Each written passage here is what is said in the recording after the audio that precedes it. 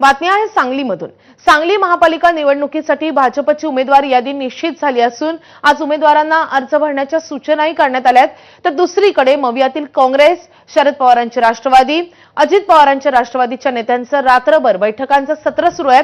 आघाडी आणि जागा वाटपाबाबत तिन्ही पक्षाच्या वरिष्ठ नेत्यांची रात्रभर एक गुप्त ठिकाणी बैठक झाली आहे। सांगलीत भाजप विरोधात काँग्रेस, शरद पवारांचे राष्ट्रवादी आणि अजित पवारांचे राष्ट्रवादी एकत्रित आली आहे। यामध्ये मतांची विभागणी होऊ नये म्हणून अजित पवार राष्ट्रवादीला सोबत घेतलं जात असून या दृष्टीनं सांगली सर्व पक्षाच्या नेत्यांच्या बैठका सुरू आहेत। यामध्ये महाविकास आघाडीतील पक्षांकडून जयंत पाटील, विश्वजित कदम, विशाल पाटील, तर अजित पवारांच्या राष्ट्रवादीकडून मंत्री मकरंद पाटील, संजय काका पाटील, पद्माकर जगदाळे हे उपस्थित होते। दरम्यान भाजपमधून उमेदवारी न मिळालेल्या काही ताकदीच्या उमेदवारांवरही मविया आणि अजित पवार यांच्या राष्ट्रवादीचं लक्ष आहे। त्यामुळे भाजपमधून उमेदवारी न मिळालेल्या काही जणांना या पक्षाकडून गळ टाकला जाऊ शकतो। आज दिवसभर याबाबत मोठ्या हालचाली घडू शकतात।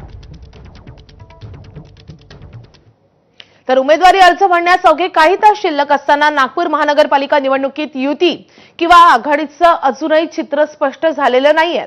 भाजप आणि शिंदे